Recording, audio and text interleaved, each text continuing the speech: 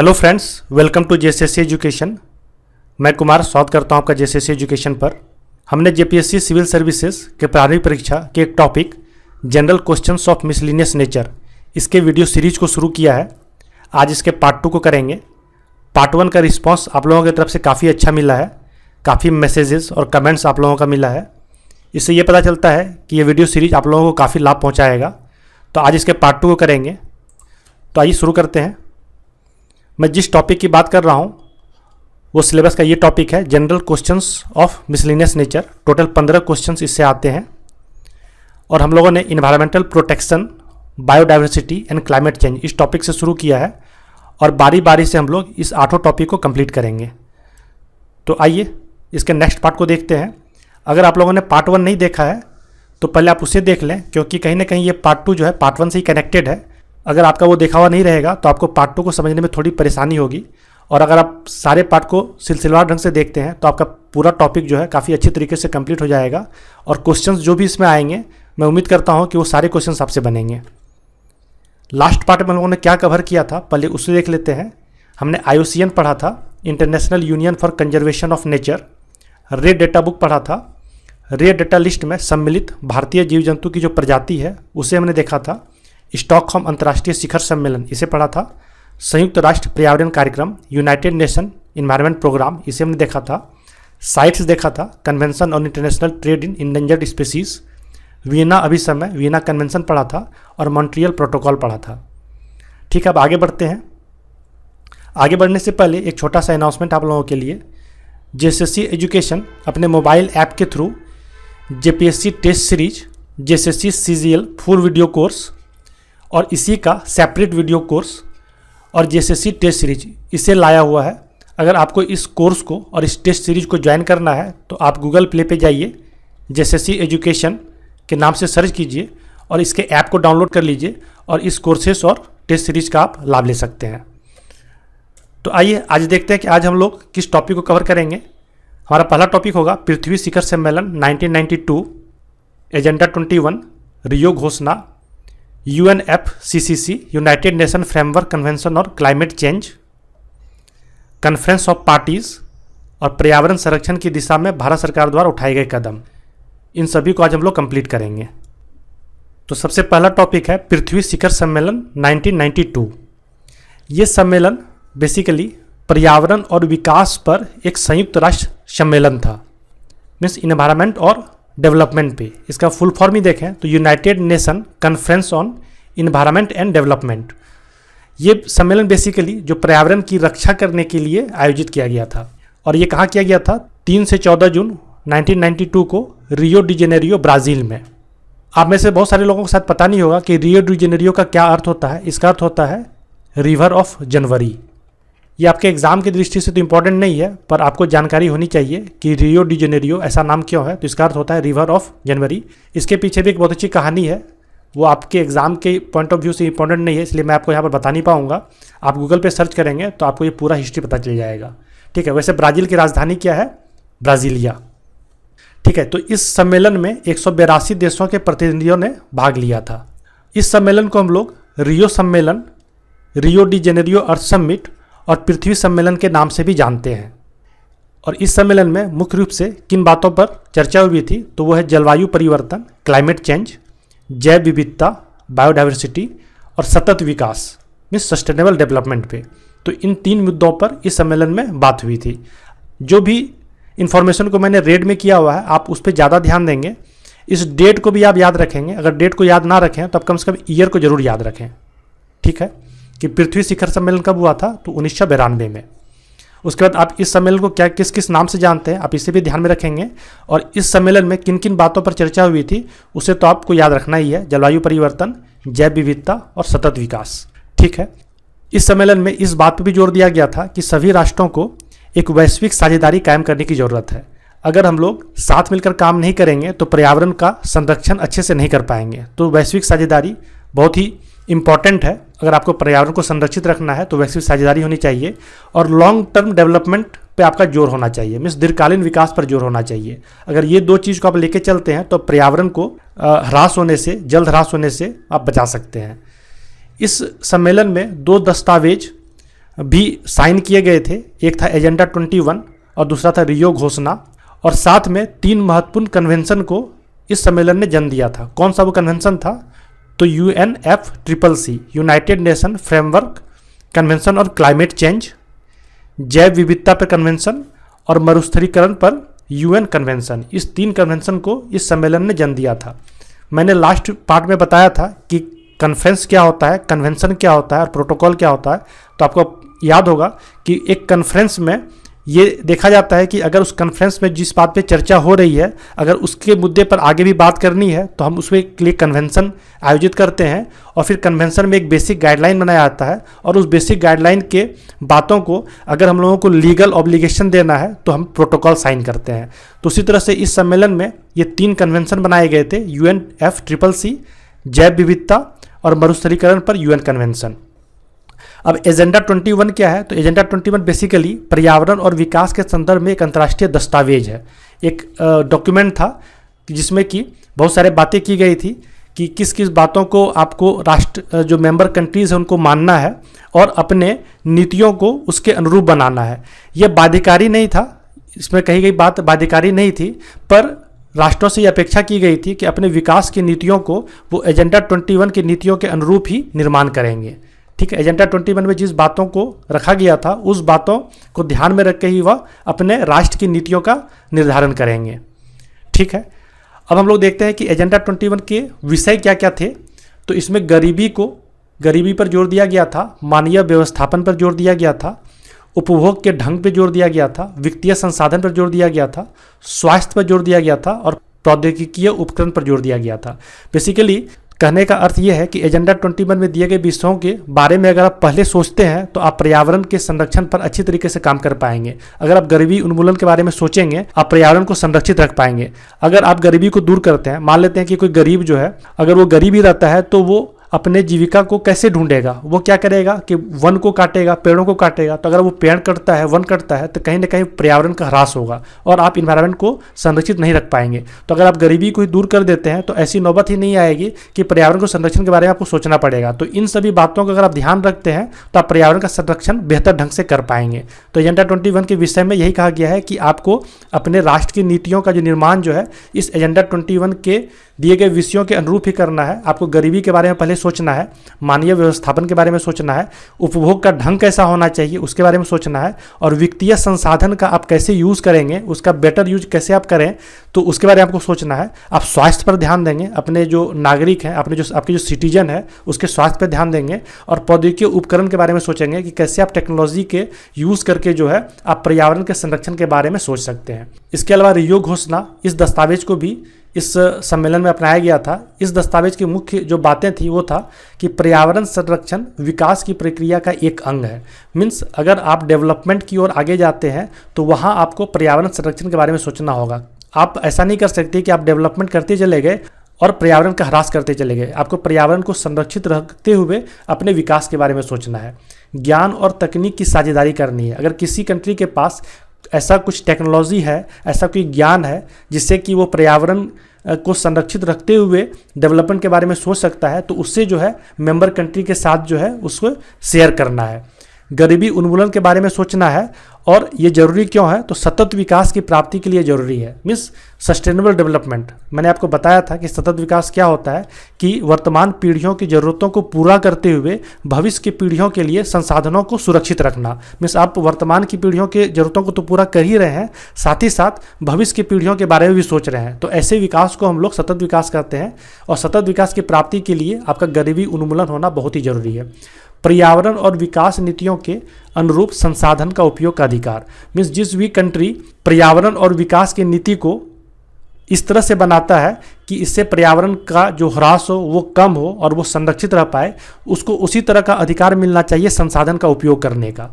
तो ये सारी बातें रियो घोषणा में की गई थी और एजेंडा 21 के ये विषय प्रमुख विषय थे। आप इसे ध्यान में रखेंगे। एग्जाम में डायरेक्टली आपका पीटी में तो ये नहीं पूछा जाएगा, पर आपसे ये जरूर पूछा जाएगा कि एजेंडा 21 जो है किस सम्मेलन में अपनाया गया था। तो आपका आंसर होगा पृथ्वी सम्मेलन में। ये सभी बातें आपके मेंस एग्जाम में काम आएगी। मैं आपको यहाँ पर सिर्फ इसलिए बता दिया ताकि आपको इतनी बातें याद रहेगी, तो आप कहीं ना कहीं ये जरूर आपके दिमाग में क्लिक करेगा कि एजेंडा 21 वो अर्थ समिट पृथ्वी सम्मेलन में इस एजेंडा 21 को अपनाया गया था। ठीक है, आगे बढ़ते हैं। मैंने भी कहा था कि 3 कन्वेंशन को भी अपनाया गया था, 3 अभिसमय को भी अपनाया गया था। उसमें से एक था UNFCCC, united nation framework convention on climate change, mean जलवायु परिवर्तन पर अभिसमय। ये 1992 में अपनाया तो गया था, पर ये लागू कब से हुआ था? 1994 से ये लागू हुआ था। बेसिकली इसका उद्देश्य क्या था? तो जो ग्लोबल टेम्परेचर में जो वृद्धि हो रहा था, मीन्स वैश्विक तापवृद्धि में कमी लाने के लिए जो ग्रीन हाउस गैस का जो रोल था उसके उत्सर्जन में कमी लाना। मीन्स वैश्विक टेम्परेचर का जो बढ़ने का रीज़न क्या था कि ग्रीन हाउस गैस का जो उत्सर्जन है वो काफ़ी मात्रा में सारे देशों के द्वारा हो रहा था। अगर हम ग्रीन हाउस गैसों के उत्सर्जन में ही कमी लेते आएंगे तो वैश्विक तापवृद्धि जो है वो ऑटोमेटिक कम हो जाएगा। तो इसके वैश्विक तापवृद्धि में कमी लाने के लिए ग्रीन हाउस गैसों के उत्सर्जन में कमी लाना इसका प्रमुख विषय था।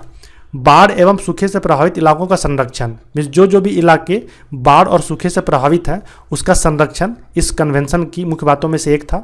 साथ ही ग्रीन हाउस गैस से जो भी वन और पौधे इससे प्रभावित हुए हैं उनका संरक्षण। ठीक है, जो भी वन और पौधे इस ग्रीन हाउस गैस से प्रभावित हुए हैं उसका संरक्षण भी इस अभिसमय का एक विषय था। साथ में ये भी डिसाइड किया गया था कि प्रत्येक वर्ष इस कन्वेंशन में जो भी बात कही गई है उस पर एक सम्मेलन का आयोजन करना। मीन्स हर साल इस कन्वेंशन के बातों को और प्रभावी तरीके से लागू करने के लिए हर साल एक आपको सम्मेलन आयोजित करना है, जिसे हम लोग कॉन्फ्रेंस ऑफ पार्टीज का नाम देते हैं। ठीक है, आपको मैंने जब मैं मॉन्ट्रियल प्रोटोकॉल बता रहा था तो उस समय मैंने MOP बताया था, मीटिंग ऑफ पार्टीज। ये मीटिंग ऑफ पार्टीज COP दोनों अलग अलग है। Meeting of parties basically Montreal protocol किस लिए था? वो ओजोन परत के संरक्षण के लिए था। तो ये meeting of parties Montreal protocol की बातों को लागू करने के लिए, बेहतर तरीके से प्रभावी तरीके से लागू करने के लिए ये हर साल जो है आयोजित किया जाता है। पर ये कॉन्फ्रेंस ऑफ पार्टीज जो है जलवायु परिवर्तन के विषय पर ये कॉन्फ्रेंस ऑफ पार्टीज आयोजित किया जाता है। तो दोनों अलग अलग है, आप दोनों को मिला मत दीजिएगा। ठीक है, अब ये कॉन्फ्रेंस ऑफ पार्टीज है क्या, इसे देख लेते हैं। तो यह UNFCCC का सर्वोच्च निकाय है।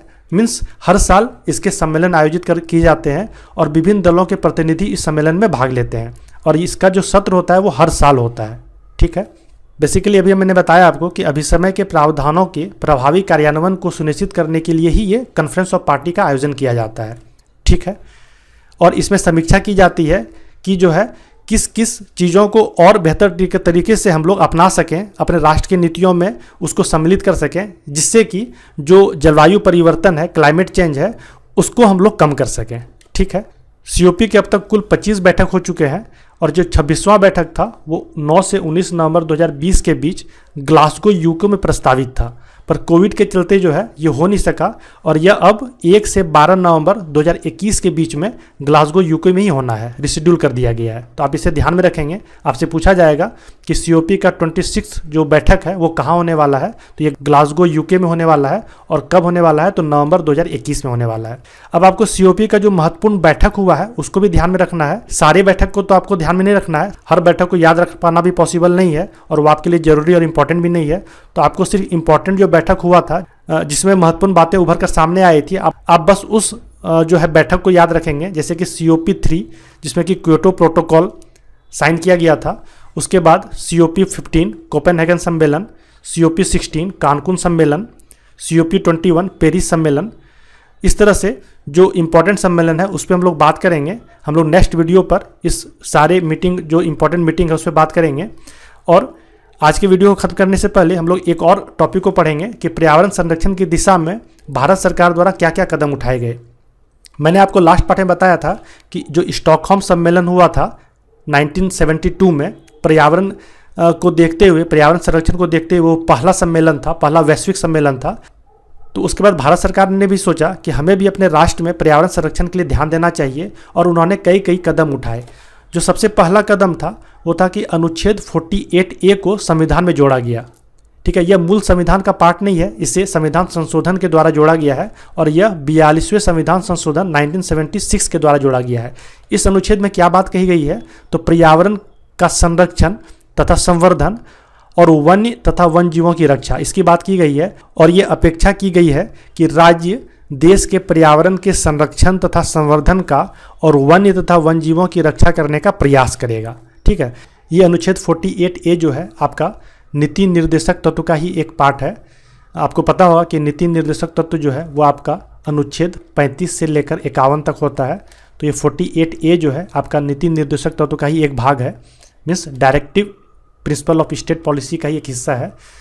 और आपको पता होगा कि जो नीति निर्देशक तत्व होता है वो उसका लीगल बाइंडिंग नहीं होता है। बेसिकली राज्य अपनी नीतियों का निर्माण करते समय इसके बारे में ध्यान देंगे। राष्ट्र जब कोई भी ऐसा कानून बनाएगा तो इसके बारे में सोचेगा, पर इसको इन्फोर्स करना, जिस तरह से मौलिक अधिकार के लिए आपको दिया गया है कि उसको इन्फोर्स करने का जो है जिम्मेदारी वो सरकार के ऊपर होगी। और किसी भी तरह का जो है अगर उल्लंघन होता है तो आप उसके लिए सुप्रीम कोर्ट जा सकते हैं, रिट दायर कर सकते हैं। पर नीति निर्देशक तत्व में ऐसी बात नहीं है, यहाँ पर ऐसी कोई कानूनी बाध्यता नहीं होती है। तो इसमें राज्य से अपेक्षा की गई है कि अपने देश के पर्यावरण के संरक्षण तथा संवर्धन का तथा वन जीवों की रक्षा करने का वो प्रयास करेगा। ठीक है, और इसको 42वें संविधान संशोधन 1976 के द्वारा जोड़ा गया है। तो इन सभी चीज़ों का आप ध्यान रखेंगे। अगला जो अनुच्छेद है वो अनुच्छेद 51AG है। इसको भी संविधान संशोधन के द्वारा ही जोड़ा गया है। कौन सा? तो 42वें संविधान संशोधन 1976 मीन्स 1972 में स्टॉकहोम सम्मेलन हुआ था और उसके बाद ये सारे काम किए गए हैं।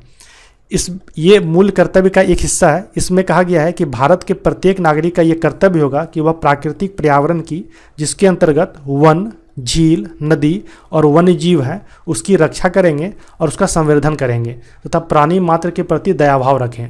ठीक है, तो उनसे ये अपेक्षा की गई है। मूल कर्तव्य क्या होता है कि आपसे अपेक्षा की जाती है कि आप कोई भी ऐसा काम करेंगे तो मूल कर्तव्य में कही हुई बातों को आप ध्यान में रखेंगे। तो इन दोनों अनुच्छेद को संविधान संशोधन के द्वारा जोड़ा गया है, जो कहीं ना कहीं पर्यावरण के संरक्षण की दिशा में भारत सरकार द्वारा उठाए गए कदम को बताता है। इसके अलावा 1980 में पर्यावरण विभाग का जो है वो स्थापना किया गया था, डिपार्टमेंट ऑफ इन्वायरमेंट का, और 1985 में इसका नाम बदलकर पर्यावरण एवं वन मंत्रालय कर दिया गया। और फिर जब ये नई सरकार आई तो 2014 में इसका नाम बदलकर पर्यावरण, वन एवं जलवायु परिवर्तन मंत्रालय कर दिया गया, means ministry of environment, forest and climate change. ठीक है, तो आप कह सकते हैं कि सरकार के द्वारा जलवायु परिवर्तन, पर्यावरण संरक्षण की दिशा में ये सारे कदम उठाए गए हैं। इसके अलावा कुछ और काम किए गए हैं, जैसे कि भारतीय वन्यजीव संरक्षण अधिनियम 1972 को लाया गया है। इसमें जैव विविधता की रक्षा के लिए बात की गई है। इसमें लुप्त होती प्रजातियों के संरक्षण की व्यवस्था की गई है तथा इन जातियों के व्यापार की मनाही है। इसमें कई बार इसको और व्यावहारिक बनाने के लिए संशोधन किए गए हैं, जैसे कि 1986 और 1991 में इसमें संशोधन किए गए। तो आपको इतना कुछ याद नहीं रखना है, आप बस ये याद रखें कि भारतीय वन्यजीव संरक्षण अधिनियम 1972 में लाया गया था और ये किस लिए था? तो जैव विविधता की रक्षा के लिए। आप ये दो चीज़ों को प्रारंभिक परीक्षा की दृष्टि से याद रखेंगे। अगला जो अधिनियम था वो था पर्यावरण संरक्षण अधिनियम, इन्वायरमेंट प्रोटेक्शन एक्ट 1986। ये ईयर आप याद रखें कि पर्यावरण संरक्षण अधिनियम कब लाया गया था? तो 1986 में। तो ये किस लिए लाया गया था? वातावरण में घातक रसायनों की अधिकता को नियंत्रित करना व पारिस्थितिकी तंत्र को प्रदूषण मुक्त करना, इसका मुख्य उद्देश्य था। इसके अलावा और जो बातें इसमें की गई थी वो था पर्यावरण का संरक्षण एवं सुधार करना, मानव पर्यावरण के स्टॉकहोम सम्मेलन के नियमों को कार्यान्वित करना, मीन्स स्टॉकहोम सम्मेलन में जो बातें ह्यूमन एनवायरनमेंट के सम्मेलन में की गई थी उसके नियमों को कार्यान्वित करना, मानव प्राणियों, जीवों, पादपों को संकट से बचाना, पर्यावरण संरक्षण हेतु सामान्य एवं व्यापक विधि निर्मित करना और विद्यमान कानूनों के अंतर्गत पर्यावरण संरक्षण प्राधिकरणों का गठन करना तथा उनके क्रियाकलापों के बीच समन्वय करना। तो ये सभी बातें इस पर्यावरण संरक्षण अधिनियम में की गई है। आपको बस ये ध्यान रखना है कि ये कब लाया गया था और इसका मुख्य उद्देश्य क्या था। घातक रसायनों की अधिकता को नियंत्रित करना व पारिस्थितिकी तंत्र को प्रदूषण मुक्त करना इसका मुख्य उद्देश्य था।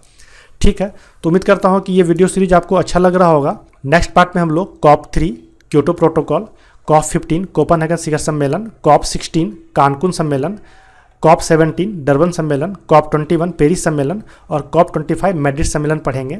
आपको ये वीडियो सीरीज़ कैसा लग रहा है आप कमेंट बॉक्स में ज़रूर बताएं और आप ये भी बताएं कि ये वीडियो सीरीज़ को क्या आगे हमें कंटिन्यू करना चाहिए। और इससे अगर आपको लाभ हो रहा हो तो इसे अपने फ्रेंड के बीच में ज़रूर शेयर करें, जिससे कि हमें भी इंकरेजमेंट मिले कि हम जल्दी से जल्दी आपके बीच वीडियो ला सकें। तो thanks for watching this video. मिलते हैं नेक्स्ट क्लास में।